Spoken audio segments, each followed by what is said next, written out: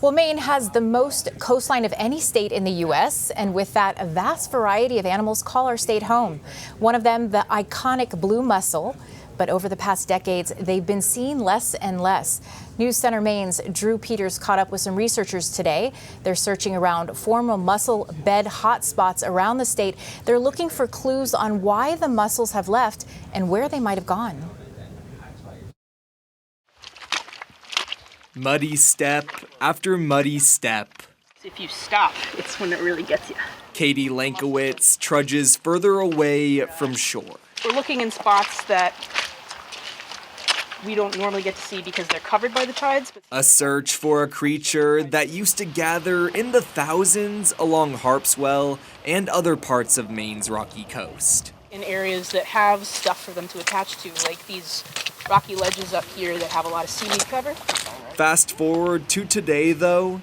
Lankowitz and fellow scientists with the Gulf of Maine Research Institute are lucky to find a few clusters. This might even be the most over here on this side. The thought is maybe not that the mussels are necessarily just dying out, but the thought is that they're moving to the subtidal zone.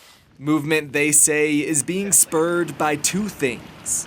One, we think as ocean temperatures are warming, that they're seeking colder temperatures, so deeper water. And two, they're also trying to avoid predation from the invasive green crab. A hypothesis they're hoping to confirm by surveying a total of 9 spots where mussel beds used to thrive. I mean, this thing is going to be pretty attached to it. Collecting data on the number of mussels they find and how far out into the water they are.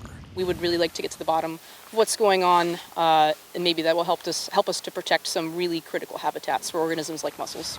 Critical habitats that mussels contribute to by filtering pollutants from water and providing homes for things like barnacles. And so they'll just attach themselves to the mussel and then they'll shoot out their little filter feeders. Not only beneficial for their ecosystems, but also for local mussel harvesters.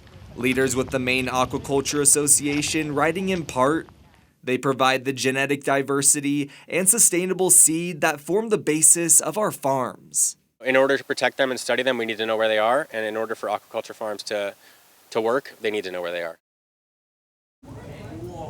That was our Drew Peters reporting.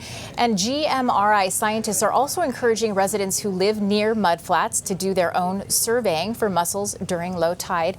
But as Drew mentioned to us earlier, you might want to pack some boots and some clothes that you don't care about.